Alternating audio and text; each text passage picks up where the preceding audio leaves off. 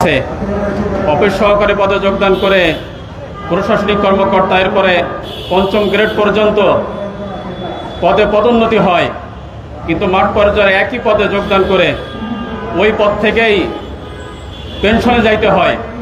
তো এই বাংলাদেশে একই বাংলাদেশের মধ্যে এই ব্যাপক বৈষম্য থেকে বাংলাদেশের মানুষকে, বাংলাদেশের কর্মচারীদেরকে মুক্ত করার জন্যই আমাদের এই মানববন্ধন। আমরা আশা করতেছি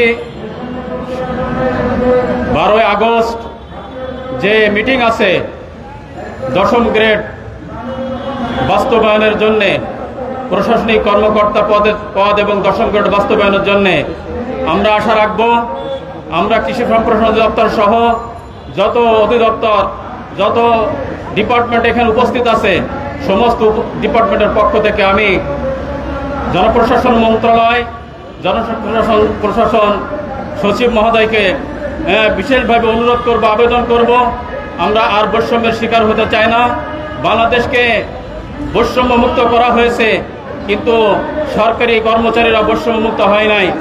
এই বৈষম্য মুক্ত বাংলাদেশের মধ্যে এই কার্যক্রমের লক্ষ্যে আজকে আমাদের প্রশাসনিক কর্মকর্তা বাস্তবায়ন করে বাংলাদেশের কর্মচারীদেরকে বৈষম্য মুক্ত করার জন্য অনুরোধ করছি, আবেদন করছি যে আমাদের যেন আর এই রাস্তায় দাঁড়াইতে না হয়, আমাদের যেন সরকারের বিপক্ষে অবস্থান করতে না হয়।